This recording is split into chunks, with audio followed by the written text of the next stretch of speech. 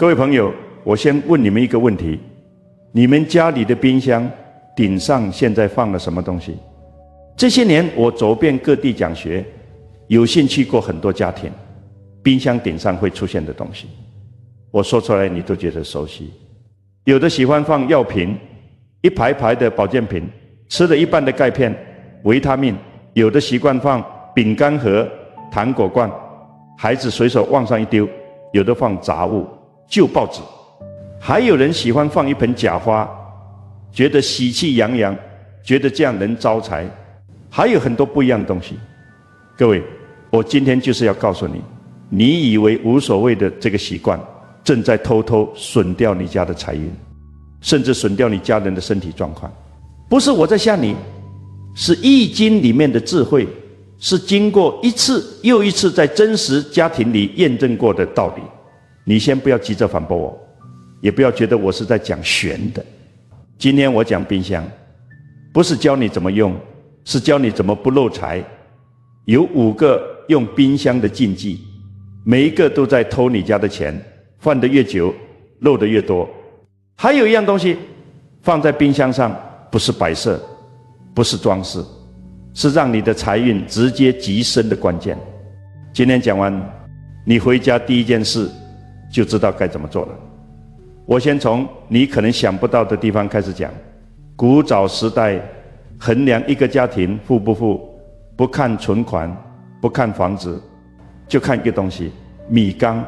米缸满不满，决定了这家人心里安不安。粮食就是命，粮食就是钱。这2件事在我们老祖宗眼里是同一件事。米缸空了，人就慌，做什么事都底气不足；米缸稳稳满着，人心自然就定，遇到事情也扛得住。你们现在哪个家庭客厅还摆一个大米缸？没有了。可是这个功能消失了吗？没有，它只是换了一个形式存在而已。现代家庭的米缸是什么？就是冰箱。你仔细想，冰箱是拿来做什么的？是储存食物的。食物在易经里代表什么？代表养命之源，是财最具体的表现形式。所以我常跟学生说，不要小看这个每天开开关关的方形铁箱子。在风水的眼里，它不是普通家具，它是你家里的暗财库。什么叫暗财库？暗就是你平常不会去注意的地方，可是到了真正关键的时刻，它决定你撑不撑得过去。你的银行账户，你的钱包，那些是明财库，是给人看的。冰箱是暗财库，是你家里真正的底气所在。暗财库一旦守不住，就算你拼命在外头赚，钱也会从你看不见的地方漏光。很多人跟我说，曾教授，我明明赚得不少，可是就是存不住。我听到这句话，第一个反应不是翻他的八字，而是问他，你家冰箱现在里头放了什么？顶上放了什么？状态是怎样的？这一问题往往就出来了。在易经里，万物都有五行，都有阴阳，冰箱也不例外。很多人第一反应说，冰箱五行属水，因为它冷。这个答案错了。冰箱的外壳是什么？是金属，里面运转的是什么？是金属机械。所以冰箱的本质，五行属金。在八卦里，金对应的是乾卦与兑卦。乾为天，刚健而持久；兑为泽，收敛而聚气。这2个卦有一个共同的特性，就是收，能收才能藏，能藏才能聚财。那为什么很多人觉得冰箱属水？因为它在运转的过程中会产生冷气，冷气凝结下来是什么？是水。在五行相生的理论里，这叫金生水。风水里有一句铁律，山管人丁，水管财，水就是财。冰箱这个东西本质上就是一台不断用金去生水的机器，是一台活生生的造财器。这不是迷信，这完全是易经的道理。但是光懂这个还不够，你还要知道冰箱生出来的这个水是寒水，是冰水。在易经里，坎卦的水是咸水，是往下沉的力量。水太深太阴，容易让人陷进去出不来。这种过重的阴寒之气对应到财运，就是钱进来了，冷冰冰的出去了，也冷冰冰的留不住，用不活。所以冰箱是一把双面刃，用对了，它是你家的暗财库，帮你把财气凝聚住；用错了，它就是一个不断往外漏财的破洞，而且漏得无声无息，让你找不到原因。今天我要讲的就是这把双面刃，哪几个做法是在往里漏财，哪一个做法能让它真正为你所用。我先讲5个禁忌。这5个禁忌，我走遍台湾看过的100个家庭里面，至少有80个在犯。你现在就可以走到冰箱前面对照看看，有几个是你家的情况。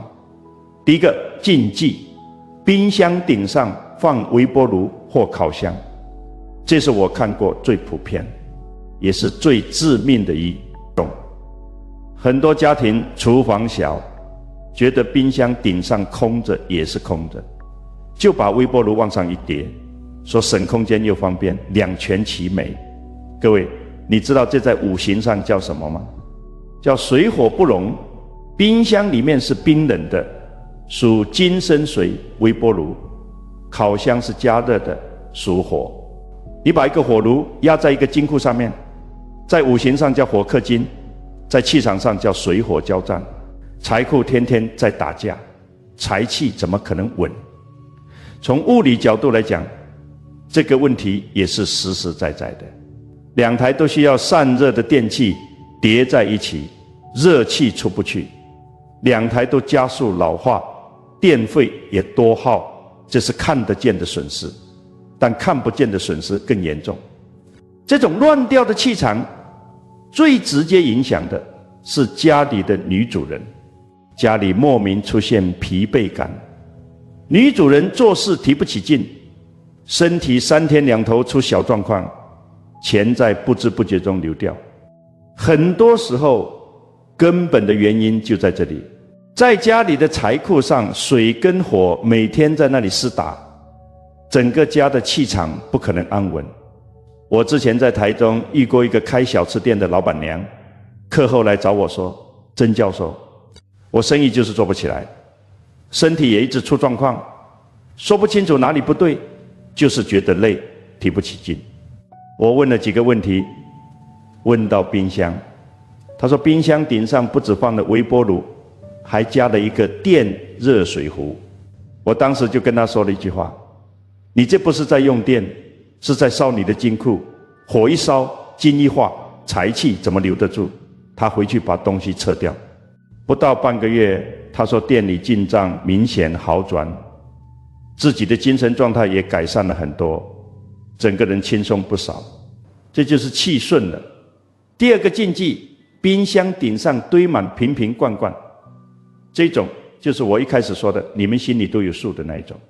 药品、保健品、茶叶罐整整齐齐排一排，甚至叠成2层3层。很多人还觉得这样很好，说这些都是养生的东西，放在高处天天看得到，提醒自己记得吃。各位，你把这些东西放在财库顶上，不是在养生，是在压财。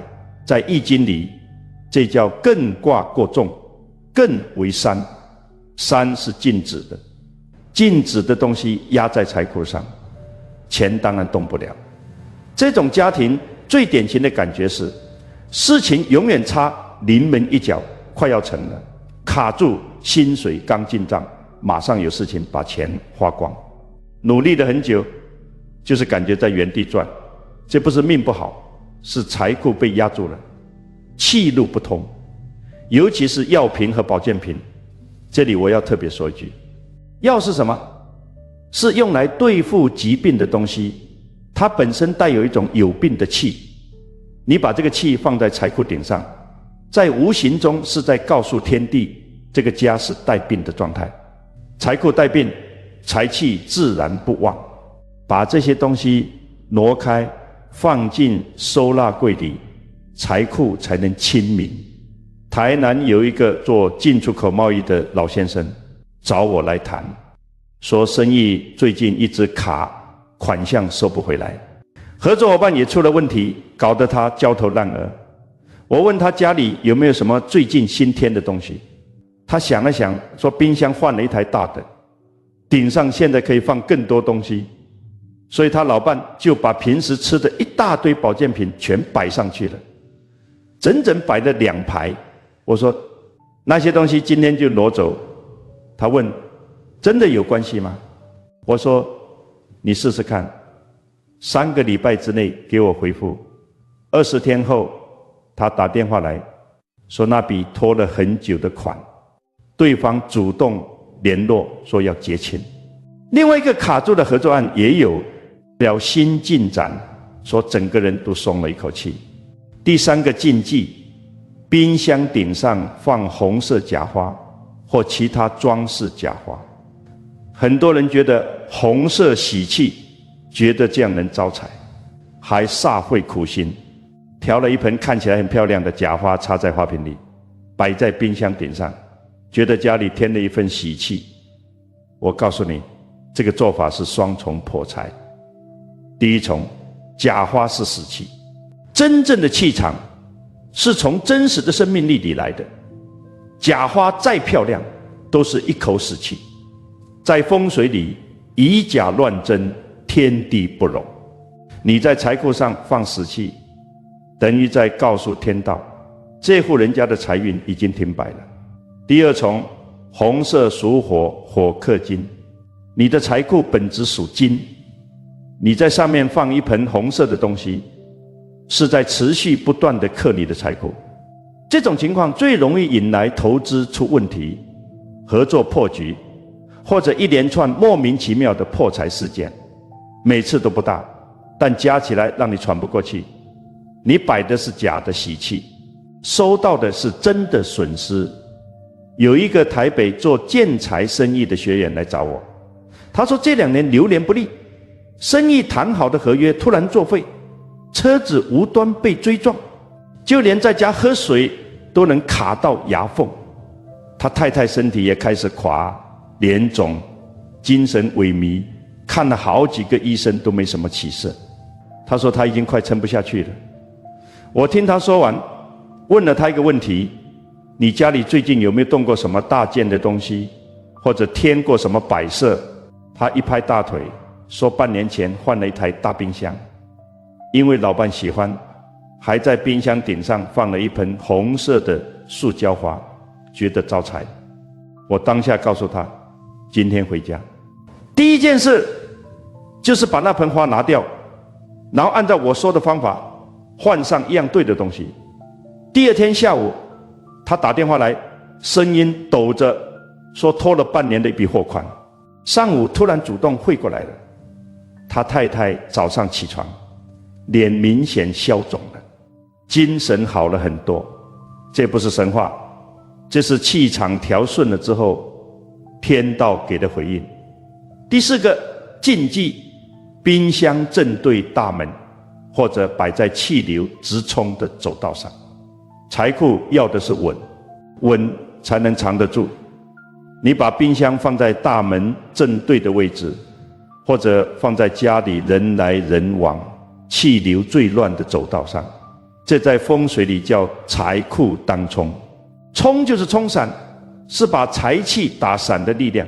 这种情况往往表现为钱刚进来，马上就有事情把它花掉；计划刚定好，马上就出变化。明明已经快要稳定了，就是稳不下来。很多台湾老式公寓格局，厨房小，冰箱不得不放在客厅，这是没办法的事。但就算放在客厅，也要记住几个原则：第一，绝对不能正对大门；第二，背面要靠实墙，不要悬空，背有靠山，财库才稳；第三，左右两侧要留一点空间，让气能流通，不要把冰箱紧紧夹死在2堵墙之间，高雄有一个年轻的工程师，我就叫他阿明好了，30出头，一个人租屋住。他来找我的时候，整个人的状态让我多看了他一眼。说话声音很小，站姿往前塌，两手插在口袋里，是一个对自己失去信心、长期提不起劲的样子。他说这2年脑袋常常转不动，刚被公司裁员，投了几十封履历都没回音，和女朋友的感情也快撑不住了。我问他冰箱放在哪里，他说放在靠近门口的地方，房间小没办法。冰箱正对着进门的气流，财库挡在入口，外面的气一进来就直接冲着财库打，当然稳不住。我告诉他把冰箱位置调整一下，不要正对门口，哪怕只是侧移一点，让气流不直接冲着他都有差别。他照做了。第1周他说家里感觉没那么压抑，心里比较安稳，睡眠也好了一些。第3周他说猎头突然联络他，给了一个比之前薪水高了将近30%的机会。他和女朋友的关系那种莫名的烦躁感也消失了，2个人开始能够好好说话，环境一顺，人的状态跟着顺，机会自然就出现。这不是偶然，这是天道。第5个禁忌，冰箱里面塞满过期食物，或者常年空空如也。这个禁忌很多人没想到，大家以为风水只管外面，管位置，管顶上放什么，却忘了里面的状态也是财库的一部分，而且是更核心的部分。财库的里面代表你真正藏得住的东西，里面的状态就是你财运底子的状态。冰箱里头有2种最糟糕的状态，第一种是空空如也，就放几罐饮料，这在易经里叫坤卦失位，地气不足，承载不了财气，财库空了，就算外面的钱进得来也留不住，因为根本没有东西在里面撑着底。很多人说我一个人住懒得煮，所以冰箱没什么东西。我说那你财运就是懒得来的那种，偶尔进一点马上又出去，从来没有厚度。第2种是腐，冰箱里塞满了过期食物，结冰结硬的冷冻肉，放了1年都没动过的东西，开了一半黏黏的瓶罐，这是腐气，是死气，是财库里面在养一口烂气。腐气积累，轻则让人疲惫，运势低迷，重则引发各种莫名其妙的意外和麻烦。前面讲到的那个高雄阿明，我除了告诉他调整冰箱位置，还告诉他第1件事，就是把冰箱里面过期的放太久的东西全部清掉，换成新鲜的蔬菜水果，让财库里面有活的生机。他说里面有好几样冷冻食品放了快1年，硬得像石头一样。我说你这不是在存粮，是在把自己的人生冻住。各位，清冰箱不只是卫生的问题，是你主动清除家里腐气死气的动作，是让财库保持清明的功课。懒得清，财运就跟着懒，这是真的。讲完5个禁忌，现在要讲那个解法。很多人听到这里，心里已经开始打算盘，是不是要去买什么几万块的玉器，或者请一个开过光的神兽回来镇走。我先说一句实在话，真正有用的风水从来不复杂，也不昂贵。大道至简最好的东西，往往就在你生活周遭，甚至就在你钱包里头。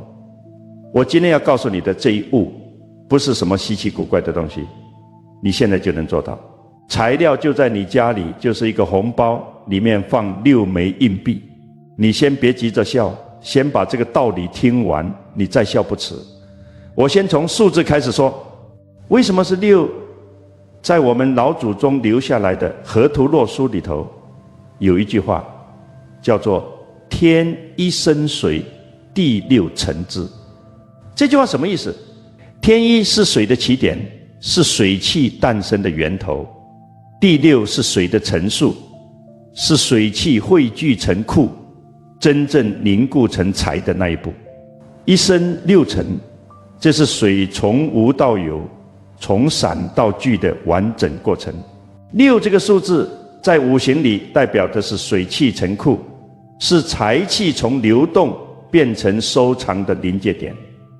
你现在明白了为什么是6枚，不是5枚，不是8枚，不是随便把6枚是和天道对应的，是水库风口的数字，是把流散的财气真正锁住的关键。再来说，为什么是硬币，不是纸钞？硬币是金属，五行属金。前面我讲过，冰箱的本质五行属金，金生水。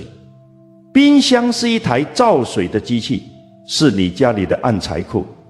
你把属金的硬币放在属金的冰箱上，叫做同气相求，叫做金上加金，金气凝聚，然后金生水，水入库，财气在这个位置就被扣住了，跑不掉。纸钞是纸，纸五行属木，木和金之间是金克木的关系。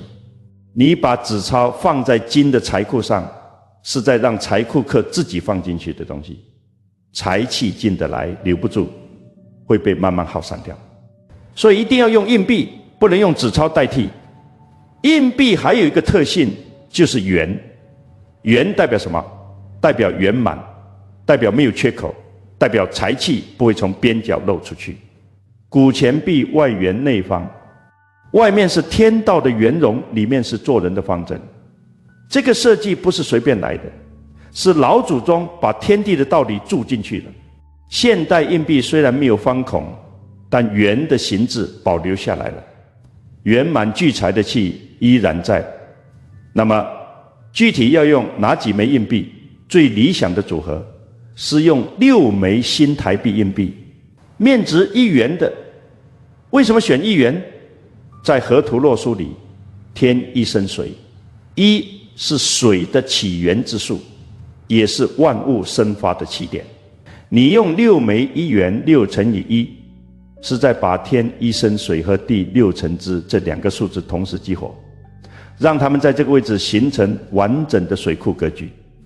有人会问，可不可以用5元的、10元的、50元的？我告诉你，面值越大越好，这个想法是世俗的逻辑，不是天道的逻辑。在这里用的是数字的气，不是钱的气。1元的1才是水的源头之数，才和天一生水对应得上。你用50元，数字是50，五是土，土克水，你反而在破坏这个水库格局。所以就用1元6枚，不要贪大，不要换这6枚硬币，要新的还是旧的？最好是新的，或者至少是干净的、亮的。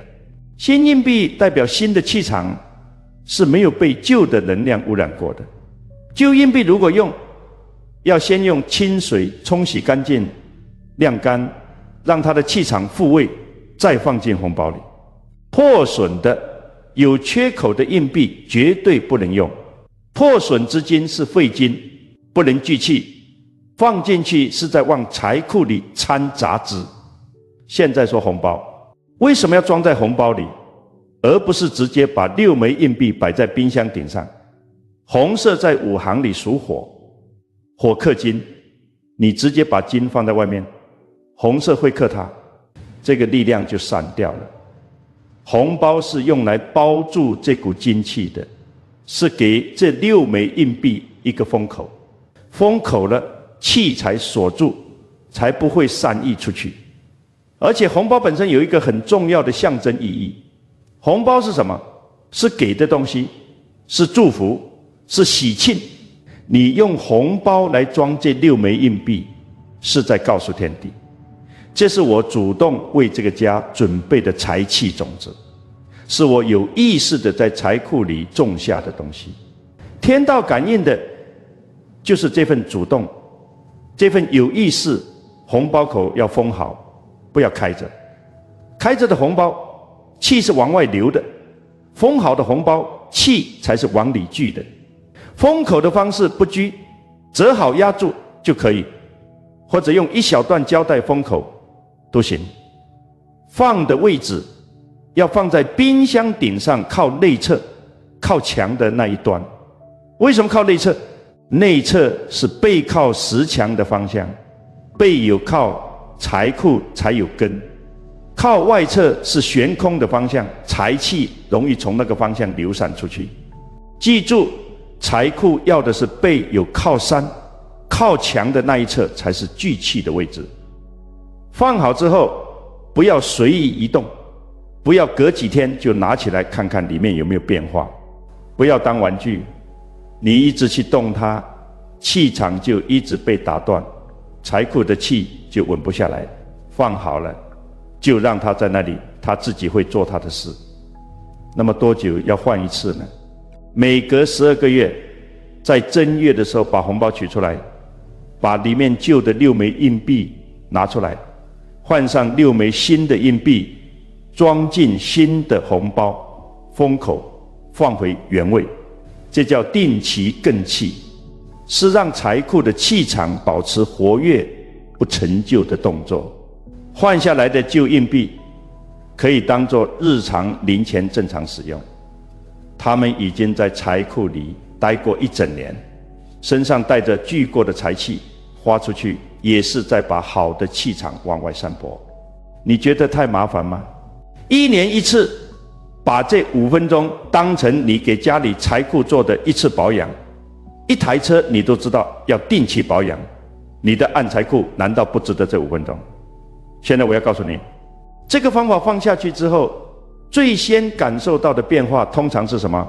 不是马上中奖，不是钱从天上掉下来，最先感受到的往往是心里那种莫名的烦躁感少了，睡眠比以前好一点，家里的气氛比较平稳，人际关系上那种说不清楚的摩擦感减少了。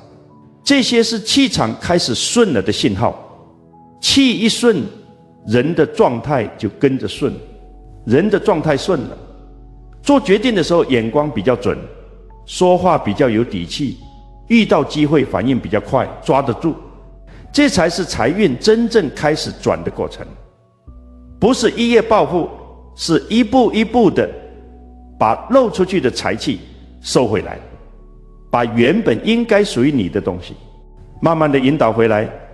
我在台北有一个学员姓陈，开一家小贸易公司，30几个人的规模。他来找我的时候说，这1年多来公司一直在漏财，账面上看起来还好，但就是存不住，每个月总有各种意外支出，要么是设备坏了要换，要么是某个员工突然出问题要处理，要么是一笔合同最后款项收不回来，林林总总让他精疲力竭。他说，我不是要发大财，我只是想把该收进来的钱收住，别再这样漏了。我去他公司的时候，进厨房看了一眼，冰箱顶上放着一台小烤箱，一排保健品，还有一盆快枯掉的假绿叶，3个禁忌全中。我告诉他，这3样东西今天就清掉，然后按照我说的方法，准备6枚1元硬币，装进红包，封好口，放在冰箱顶上靠墙的位置。就这一件事，先做这一件事，他照做了。第1个礼拜，他说公司里那种说不清楚的烦躁气氛消散了很多，员工之间的摩擦少了。第3个礼拜，拖了4个多月的一笔尾款，对方主动打电话来说这个月会结清。第2个月，谈了很久一直卡住的一个新合同，顺顺当当地签。他打电话来跟我说，曾教授，就6枚1块钱的硬币，把我1年多的漏财局给堵住了。我说，堵住的不只是漏财，是你家财库的气，终于归位了。还有一种情况我要特别说，如果你家里确实找不到新的1元硬币，或者你住的地方买不到新的，有没有替代方案？有，但要记住，替代方案的效果不如原方案完整，只能说是次选。第一个替代是用6枚日期最近最新的旧1元硬币清洗干净晾干后使用。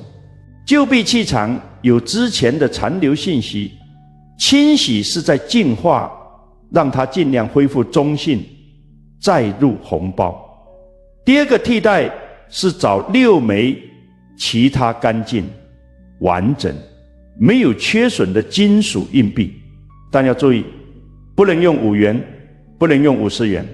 这2个面值的数字5，五行属土，土克水，会破坏水库格局。10元硬币可以用数字1加0，取其一之意，聚水之气还在。第3个替代，如果实在找不到合适的硬币，可以用6个小的铜制物件代替，比如6个铜扣、6个完整的铜钱复制品，装入红包，同样封口，效果比硬币弱一点，但方向是对的。这3个替代，能用原方案的还是用原方案。6枚新的1元硬币，这是最完整最到位的组合。不要因为嫌麻烦去找替代，多跑一趟找新硬币，这个麻烦值得。基本的方法说完了，我再多讲几个延伸的细节，这些做对的效果会更完整。冰箱里面的整理，很多人以为不重要，其实这是财库底子的问题。几个原则你记着：第一，保持7、8分满，不要全空，也不要塞得满满当当，喘不过气。易经里说，水满则溢，月盈则亏。太满的东西容易出问题，财库7、8分满，才能继续装新的进来，才有空间接纳财气。第二，食物要分类摆放，各就各位，井然有序。这对应易经里的天地有序，凡事各归其位，气场才能稳定。冰箱里乱七八糟，横一个竖一个，找东西翻半天，这个乱气对应到你的财运，就是事情永远理不清，东一头西一头，到头来空忙。第三，定期清理，不要让过期的东西待在里面，每个月固定清一次，把过期食物放太久的东西全部清掉。每次清冰箱就是主动清除家里的福气死气，让财库的气场保持清明。这个动作做起来麻烦，但它指孔子说吾日三省吾身，就是每天要检查自己，要主动维护自己的状态。你连冰箱都懒得清，你的财库怎么可能干净？你的财运怎么可能清明？懒是财运最大的敌人，不是命不好，是懒。再来讲冰箱门，冰箱门开关是财气进出的通道，很多人冰箱门关不紧，或者开了门就一直开着，站在那里发呆看半天，不知道要拿什么。财门不顾，财气一直在往外跑，这是一个很多人没注意的漏财细节。还有一个问题，冰箱门上贴的太多东西，磁铁、便条纸、孩子的成绩单，各种优惠券贴得密密麻麻。冰箱门是财库的正面，是最直接接受气场的地方。你在财库大门上挂满广告牌，气场乱，财路跟着乱。如果真的需要贴，保留最重要的那1、2张，其余的清掉，让冰箱门保持干净清爽。到这里方法都说完了，但我还要再多说几句，因为有些更深的道理不讲清楚，你做的也只是做到表面。易经里说，天行健，君子以自强不息。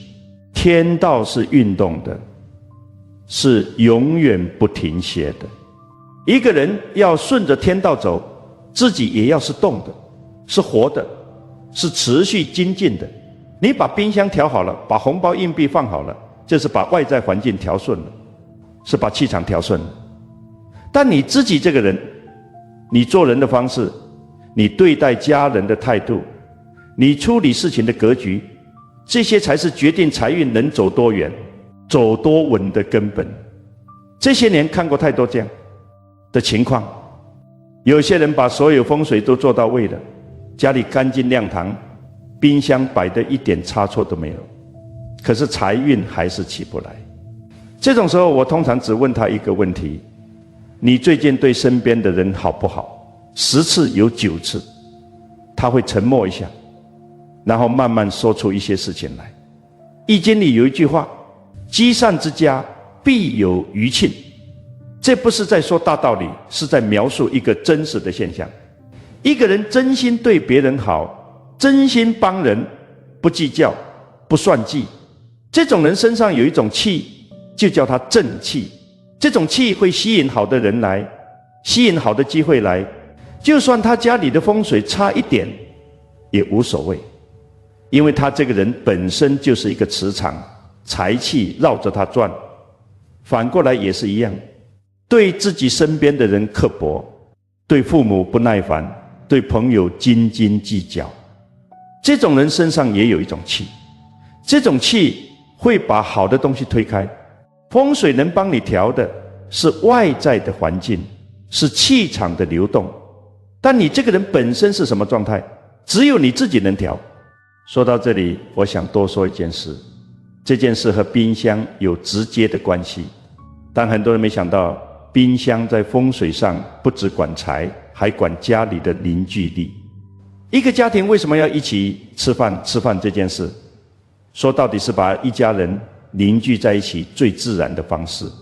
冰箱里装的是食物，食物是吃饭的原料，冰箱的状态直接影响这个家庭的饮食温度，也直接影响家人之间的情感温度。你家冰箱是不是常常空的？大家各吃各的，没有好好坐下来一起吃顿饭？还是冰箱里总是有新鲜的食材，一家人愿意花时间一起准备一顿饭，坐在饭桌上好好说话？这两种家庭气场完全不一样，财运的走向也完全不一样。台湾很多家庭，父母年纪大了，子女各自在外地工作，家里就剩2个老人家，那个冰箱往往是空的，就放一些老人家舍不得丢的隔夜菜，1、2罐喝了一半的饮料，其他什么都没有。每次想到这个画面，我心里就有点难受。下次回家不要只带个伴手礼放下就走，花半小时帮父母把冰箱清理一次，换上新鲜的食材，让他们开开心心的做一顿饭吃。这件事比你带多贵的东西都来得实在。父母看到冰箱里是满的，是新鲜的，心里踏实，你自己心里也踏实。这个踏实感就是这个家最好的风水。孔子说：己利利人，己达达人。自己站稳了，要帮别人站稳，自己通了，要帮别人也通。你今天学到的这些，不是只用在自己身上，把这个方法告诉你的家人、朋友，告诉身边那些正在为生活发愁的人。你把古人的智慧传出去，让它继续发挥作用，这本身就是积善，就是在为自己的家积累余庆。说完冰箱的功课，我再用几句话把其他几个地方点一点。这几个地方我简单说，你自己对照一下。有着改之，钱包。很多人钱包里塞满发票、过期会员卡、皱巴巴的纸钞，翻半天找不到要用的。钱包是你随身携带的小财库，你怎么对待它，就是在用行动告诉天地，财在你眼里是什么价值。真正懂得爱财的人，钱包里只放必要的东西，纸钞整整齐齐，面额从小到大排好，正面统一朝上，这叫财各归位。位正则气顺，鞋柜门口是财气进出的第一道关口，鞋柜乱，鞋子堆在门口不归位，气场就在入口处堵塞，堵是风水里最忌讳的状态。破了穿不了的旧鞋，定期清掉，不要因为舍不得就一直留着。破鞋是败气，留得越久，败气积得越深。床底，你每天睡在上面，床底下如果堆满了箱子、旧衣物、懒得整理的杂物，在风水里叫压命门，很多人睡眠质量越来越差，早上起来还是累，什么毛病都查不出来。床底往往就是原因。解法很简单，就是清空。清不了，至少要留出气流流通的空间，不要塞满炉灶。灶是一个家向上的火气来源，炉灶积满油污，火苗出来是歪的弱的，这叫火气受阻。每次认真把炉灶擦干净，让火苗燃烧得旺而均匀，这是主动给家里补充生命力的动作。还有一点，炉灶和冰箱不要正对，水火交战，影响的是整个家的阴阳平衡。如果格局改不了，就在冰箱顶上放那个6枚硬币红包，用金器在中间做缓冲，这几个地方每一个背后都有它的道理。但今天篇幅有限，有机会再一个一个细讲。你先把冰箱这一关做好，这是最核心的安财库。这一关做对了，其他的跟着顺，你会有感觉的。最后我想说几句话收尾。易经里有一个卦叫做既济卦，水在上，火在下，代表水火各得其位，阴阳各就其所，是一个圆满成功的卦象。但是易经告诉我们，既济之后不能停，要继续保持警觉，继续维护这个平衡，否则就会走向未济，走向衰败。人生也是这样，你把家里的气场调好了，不能就此放松，要持续的维护，持续的调整，让这个气场保持活跃，保持清明。这是一辈子的功课，不是做一次就完事的事情。风水这件事从来不是让你坐在那里等好运。易经告诉我们，君子长气于身，待时而动。你把自己准备好，把环境调好，然后踏实地去做每一件该做的事，一步一步走，不贪不急不侥幸，该来的一定会来。一个人真正的好运从来不是从天上掉下来的，是从你每一个小小的选择开始积累的。今天你决定走到冰箱前面，把那些不对的东西清掉，把那个装了6枚硬币的红包放上去，这就是你向天道发出的一个信号，告诉他，我准备好了，我愿意为自己的生活负责。天道感应到了，机会自然就会来。讲到这里，很多人以为今天的功课做完了，冰箱顶上清干净了，6枚硬币红包放好了，心里松了一口气，觉得可以等好运上门了。我要在这里再多说一件事，这件事很多人一辈子都没想通，但想通了，你会发现风水从来只是一个引子，真正决定一个人财运走向的是另外一样东西。我先问你一个问题，你有没有观察过同一栋楼里住的2户人家，格局几乎一模一样，朝向相同，楼层相同，住的年数也差不多，但这2家的日子，一家越过越宽裕，一家越过越紧。为什么？很多人的第一反应是命不同。我不这样看，命是底牌，但底牌不决定一场牌局的胜负，打牌的方式才决定。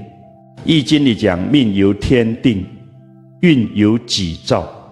运就是你每一天每一个选择叠加出来的轨迹。2户格局相同的人家，命或许相近，但运不同，因为他们每天在家里做的事情不同，对待自己生活的态度不同。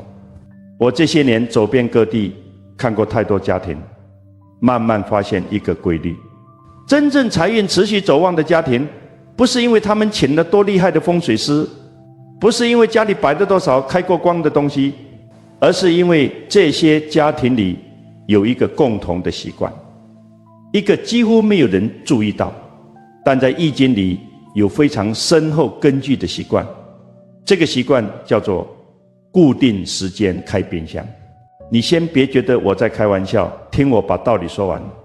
在易经里，时间和位置同等重要。系辞里有一句话：变通者，去时者也。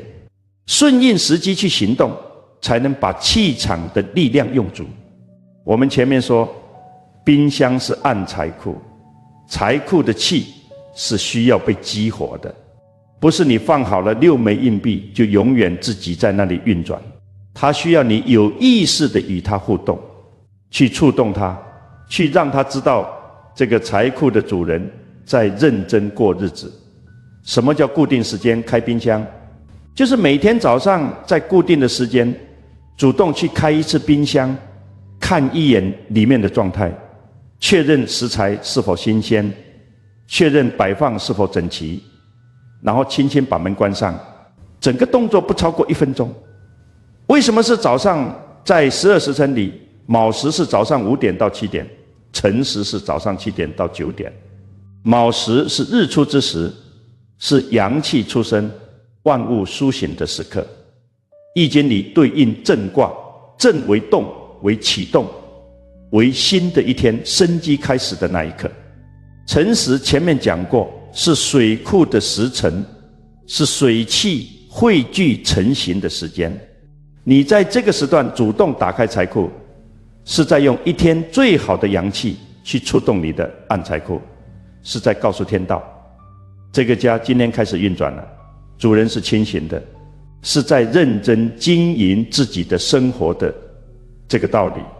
在易经的乾卦里写得非常清楚。乾卦6爻，从潜龙勿用到见龙在田，到终日乾乾，说的就是一个有为之人从沉潜到出现到持续努力的过程。终日乾乾这4个字，很多人以为是说整天都在忙，其实不是。他说的是持续保持警觉，持续保持在状态里，不因为昨天做好了今天就松懈。你每天早上主动去确认一次财库的状态，就是终日乾乾的精神落实在生活里最小最具体的一个动作。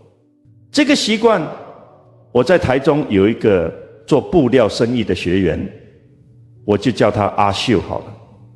50多岁，生意做了20几年。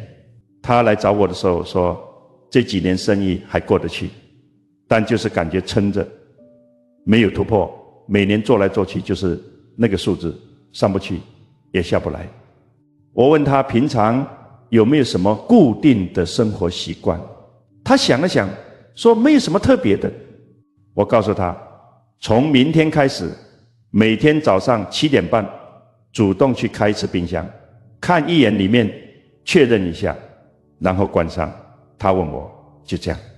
我说就这样，先做3个月再来跟我说。3个月后他回来了，他说他也说不清楚是什么原因，但这3个月里，他比以前更清楚自己家里缺什么，买东西更有计划，不再像以前那样随便乱买，买了放到烂。更奇怪的是，他对生意的判断也变准了。以前遇到一个新客户，他常常摸不准该不该接，这3个月里，他几次判断都非常准。接对了2个新客户，其中一个变成了长期稳定的合作。他说感觉整个人的脑袋清醒了很多，做事不再那么浑浑噩噩。这不是奇迹，这是习惯的力量，是你每天用一个小动作主动和自己的财库建立连结，让自己对家里的状态保持清醒，然后这份清醒慢慢渗透到你做其他事情的方式里去。但是这里有一个细节，很多人做不到，就是固定时间，不是想到才去，不是心情好才去，是固定时间，雷打不动。为什么固定时间这么重要？因为天道最讲究的就是恒。易经里有一个恒卦，恒为久，为持续，为不间断。恒卦的卦辞说：恒，亨无咎，力争，力有攸往。持续做一件事，才能亨通，才能无过，才能走得远。你今天做了，明天忘了，后天又想起来，这不叫恒，这叫散。散气是聚不了财的，3分钟热度是财运最大的漏洞。不是风水不好，不是命不好，是一个人做事没有恒心，天道自然不回应。说到这里，我要再延伸一个很多人从来没有想过的问题：冰箱里面放什么食材，其实也有讲究，而且这个讲究不是什么神秘的禁忌，是完全可以用五行来解释的实在道理。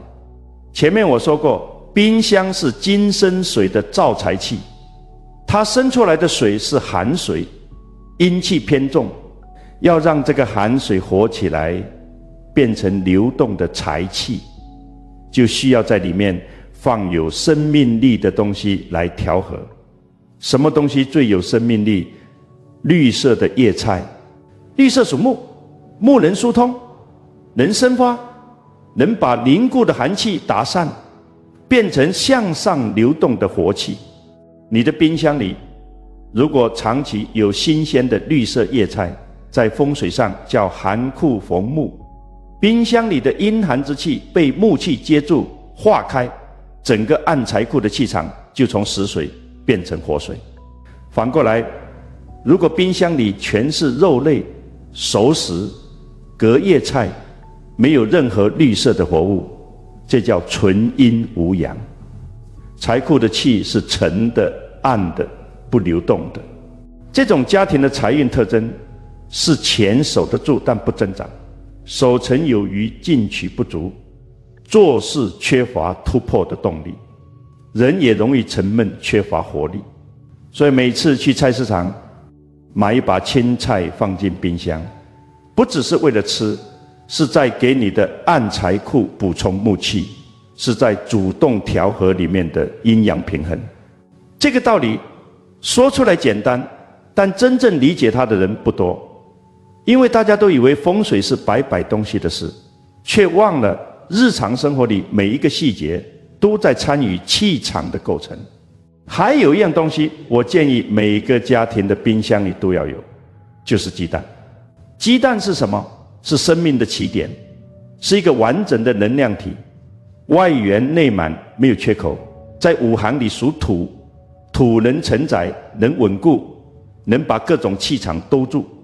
你冰箱里有鸡蛋，就是在财库里放了一个稳固的土气，让寒水不至于过于往下沉，让整个财库的气场有了一个落地的力量。而且鸡蛋这个东西在我们文化里历来是生机与圆满的象征。过年送礼要送，孩子满月要用，搬新家要带，这些习俗背后都是同一个道理，就是用鸡蛋的完整圆满之气，给一件事、一个家、一段新的开始打下一个好的气场底子。所以冰箱里如果有这3样东西，6枚硬币红包在顶上锁住财气，冰箱里有新鲜绿色叶菜调和阴阳，有鸡蛋稳住土气，这3个东西加在一起，才是一个真正完整活的暗财库格局。最后我想说，今天讲了这么多，从冰箱顶上不能放什么，到6枚硬币红包的原理和操作，到每天固定时间开冰箱的习惯，到冰箱里放什么食材最好，这些东西加在一起，看起来是很多个独立的细节，其实是同一件事的不同层面。这件事叫做认真对待自己的生活。易经里说，天地之大德曰生，天地给予万物最大的恩赐是生命，是生机，是不断生发的力量。你认真对待生活，就是在和这个生的力量对齐，就是在顺应天地最根本的德性。你懈怠，你凑合，你把能量浪费在抱怨为什么运气不好，就是在和这个力量背道而驰。风水师可以帮你调整气场，但没有任何风水师能替你认真过日子。这件事只有你自己能做。从今天开始，走到冰箱前面，把顶上清干净，放上那个6枚硬币的红包，每天早上固定去看它一眼。冰箱里放一把新鲜的青菜，放几颗鸡蛋，这些事情加起来每天不超过5分钟。5分钟是你给自己的财运打底的5分钟，是你向天道表态的5分钟。做还是不做，你自己决定。